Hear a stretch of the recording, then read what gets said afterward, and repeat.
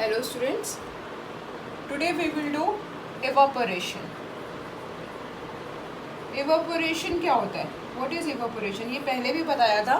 The change of state, जब इसमें क्या होता है, liquid changes into vapors. तो this change of state is called evaporation. जब liquid state gaseous state में या vapor state में change हो जाती है तो उसको हम बोलते हैं evaporation. कि पानी वेपर स्टेट में चेंज हो गया, तो दैट इज इवापोरेशन. अब there are so many factors which affect evaporation. Evaporation किन किन फैक्टर से अफेक्ट होता है, किससे बढ़ता है, किससे कम होता है. So there are so many factors which affect it. First factor is which affect evaporation, that is temperature. Temperature से इवापोरेशन इफेक्ट होता है. Second factor which effects evaporation is surface area. Next is humidity, and the fourth one and the last one is wind speed. So these four factors affect evaporation. Now first we will do temperature. कि temperature से evaporation पे क्या फ़र्क पड़ता है? It increases or it decreases. Temperature जो है, when we increase the temperature, अगर हम किसी भी चीज़ का टेम्परेचर इंक्रीज करते हैं तो rate of evaporation, temperature increase करेंगे तो इवापोरेशन ऑल्सो इंक्रीजेस. तो इवापोरेशन भी इंक्रीज हो जाएगा. कैसे होगा? अब हमने क्या किया, टेम्परेचर, किसी भी चीज़ का हमने टेम्परेचर इंक्रीज किया, इसका मतलब हमने उसको हीट किया. जब हम हीट करेंगे तो बहुत सारे पार्टिकल्स जो हैं उसके, उनको काइनेटिक एनर्जी मिलेगी. हीट करेंगे तो वो काइनेटिक एनर्जी लेके वेपर स्टेट में कन्वर्ट हो जाएंगे. वेपर स्टेट में कन्वर्ट हो जाएंगे, इसका मतलब रेट ऑफ इवापोरेशन इंक्रीजेस. जितने ज़्यादा पार्टिकल्स वेपर स्टेट में कन्वर्ट होंगे, इवापोरेशन उतनी जल्दी होगा. तो टेम्परेचर इंक्रीज होगा तो evaporation also increases. Clear? Now surface area. अब सरफेस एरिया कम हो या ज़्यादा हो, उससे इवापोरेशन पे क्या इफेक्ट पड़ता है? See, rate of evaporation increases on increasing the surface area of the liquid. अगर हम सरफेस एरिया इंक्रीज करेंगे तो इवापोरेशन भी इंक्रीज हो जाएगा. अब ये कैसे होता है? सपोज करो आपके पास एक लिक्विड है, एनी लिक्विड, सपोज वाटर है, वो आपने एक टेस्ट ट्यूब में डाला और एक वाटर आपके पास ऐसे चाइना डिश या किसी बोल में है, ठीक है. तो क्या होगा, जो वाटर आपके, सेम लिक्विड है दोनों में, जो लिक्विड आपके पास इस चाइना डिश में है, इस बोल में है, it will evaporate more rapidly. ये ज़्यादा जल्दी इवापोरेट हो जाएगा. और जो इस टेस्ट ट्यूब में है वो इट विल टेक टाइम. अब ऐसा क्यों होगा? क्योंकि यहाँ पे इसका surface area it is more, ये ज़्यादा है. तो अगर सरफेस एरिया ज़्यादा है तो rate of evaporation it increases. See, one more example is that, हम कपड़े वॉश करते हैं तो वेट क्लोथ्स जो है वो क्या करते हैं, हम उनको स्प्रेड करते हैं ताकि जल्दी सूख जाएं. अब कपड़े धो के आप उसको ऐसे का ऐसे वायर पे डाल दो, तार पे डाल दो, तो it will take time to get dried up. तो सूखने में उनको टाइम लगेगा. अगर आप उनको स्प्रेड करके फैला के डालोगे तो वो ज़्यादा जल्दी सूख जाएंगे. ऐसा क्यों होगा? जब आप उनको स्प्रेड करोगे, when you are spreading the clothes, तो उसका सरफेस एरिया जो है वो इंक्रीज हो जाएगा. It increases their surface area and evaporation जो है वो फास्टर होगा. सो वी कैन से, अगर हम सरफेस एरिया इंक्रीज करते हैं तो इवापोरेशन भी इंक्रीज हो जाएगा. क्लियर? नेक्स्ट है ह्यूमिडिटी. ह्यूमिडिटी क्या होता है? अमाउंट ऑफ वाटर वेपर्स जो एयर में प्रेजेंट हैं, एयर में जो वाटर वेपर प्रेजेंट है उसको हम बोलते हैं ह्यूमिडिटी. मतलब एयर कितनी डैम्प है, कितने ज़्यादा उसमें वाटर वेपर है, तो वो होती है ह्यूमिडिटी. अगर एयर की ह्यूमिडिटी लो है, मतलब उसमें वाटर वेपर कम है, तो rate of evaporation is high. अगर ह्यूमिडिटी लो है तो इवापोरेशन ज़्यादा होगा. अगर ह्यूमिडिटी ज़्यादा है एयर में तो इवापोरेशन कम होगा. See, when the humidity of air is low तो evaporation rate is high. Okay, sweat from our body evaporates readily. अब क्या होता है जब ज़्यादा अच्छी मतलब बहुत डैम्प एयर है, ह्यूमिडिटी ज़्यादा है, तो क्या होगा, जो स्वेट है from our body it evaporates readily और हमें कूल और कंफर्टेबल फील करते हैं. And the humidity of air increases. अब क्या होता है गर्मियों में पीपल स्वेट अ लॉट, बहुत ज़्यादा पसीना आता है.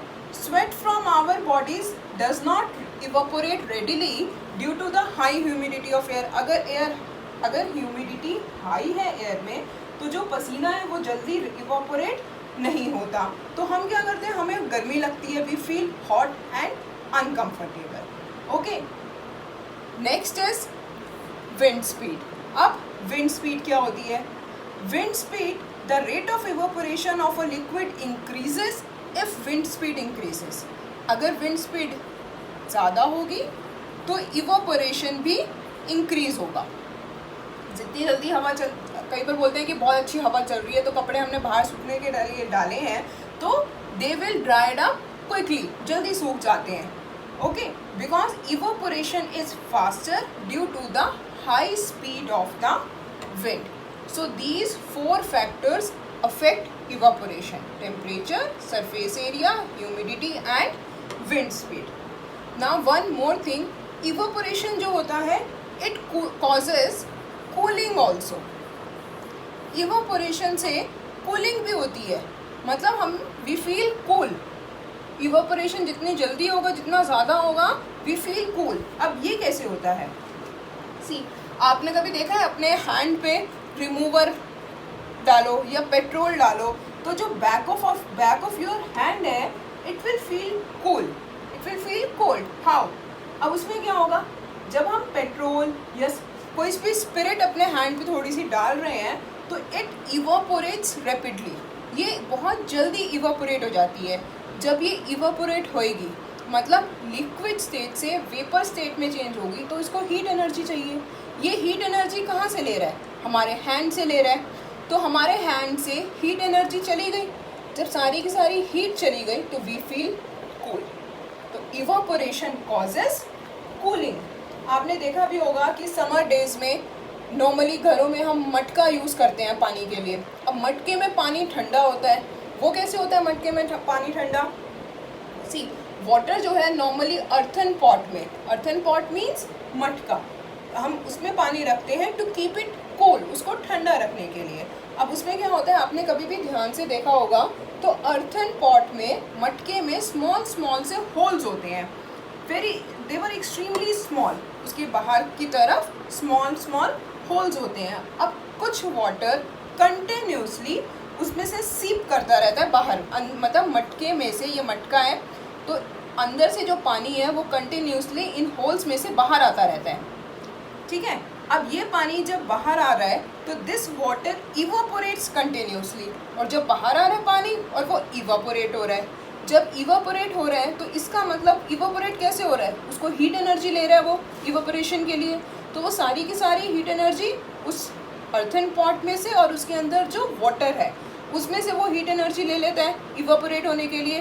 तो हीट एनर्जी उसमें से चली गई तो वो खुद क्या हो जाता है? कूल हो जाता है. तो इसलिए जो पानी है अर्थन पॉट में कैसा हो जाता है? ठंडा हो जाता है. क्लियर? तो यहाँ पे भी इवापोरेशन ने क्या कॉज किया? कूलिंग. वन मोर एग्जाम्पल, आपने देखा होगा विलेजेस, हम अपने घरों में तो यहाँ पे गर्मी होती है ज़्यादा, कूलर चला लिया, एसी चला लिया. लेकिन पीपल इन विलेजेस वो क्या करते हैं, वहाँ पे तो एसी या कूलर नहीं होता तो वो अपने चारों तरफ क्या करते हैं, या अपने जैसे बाहर आंगन में they sprinkle water on the ground, पानी का छिड़काव कर देते हैं. तो उससे क्या होता है हॉट समर इवनिंग्स में, तो वो जो वाटर उन्होंने स्प्रिंकल किया वो वाटर इवापोरेट होगा. थोड़ी देर के बाद वो उड़ जाएगा, इवापोरेट हो जाएगा. तो वो जो वाटर इवापोरेट हुआ तो उसने वहाँ से हीट एनर्जी भी ले ली. तो हीट एनर्जी सारी की सारी उस वाटर के साथ चली गई. जब हीट एनर्जी चली गई then evaporation causes cooling. Clear? Now one more thing, आपको पता है कि what type of clothes we wear in summer season? Summer season में हम कैसे क्लोथ्स डालते हैं? We wear cotton clothes in summer season. Cotton clothes डालते हैं. वाई? क्यों डालते हैं हम कॉटन क्लॉथ समर सीजन में? क्योंकि जो कॉटन है it is a good absorber of water. Cotton जो है it is a very good absorber of water. गर्मियों में क्या होता है, we get a lot of sweat, हमें बहुत ज़्यादा पसीना आता है इन हॉट समर डेज. अब हमने कॉटन क्लॉथ्स पहने हैं तो ये क्या करेगा, it absorb the sweat from our body. हमारी बॉडी में से सारे के सारे स्वेट को एब्जॉर्ब कर लेगा. ओके और इवोपरेट हो जाएगा फिर वो जो स्वेट है. तो इवोपरेशन ऑफ द स्वेट, अब स्वेट जो है, पसीना जो है वो इवोपरेट हो गया तो इट कूल्स आवर बॉडी और हमारी बॉडी कूल हो गई. तो we wear cotton clothes in summer days to keep cool and comfortable. Last thing, air में आपको पता है वाटर वेपर होते हैं. क्लियर? अब आपने कभी भी देखा होगा कि आपने एक ग्लास लिया आइस कोल्ड वाटर का, ठीक है, थोड़े कुछ सेकंड्स के बाद उसके बाहर आउटर सरफेस पे वाटर ड्रॉपलेट्स आ जाते हैं. ऐसा क्यों होता है? वाटर ड्रॉपलेट्स क्यों आ गए? उसके अंदर आपने आइस कोल्ड वाटर लिया और बाहर देखोगे आप वाटर ड्रॉपलेट्स आ जाते हैं ग्लास में. ऐसा क्यों होता है? सी, जो वाटर वेपर एयर में प्रेजेंट है, एयर में वाटर वेपर प्रेजेंट होते हैं.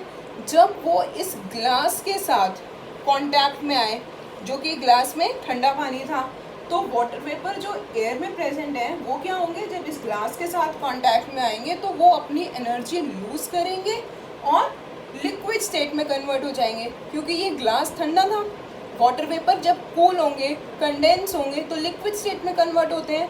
तो ये लिक्विड ये इधर आ जाता है आउटर सरफेस ऑफ ग्लास में. तो जो हमें कैसे दिखता है, एज वाटर ड्रॉपलेट्स. क्लियर?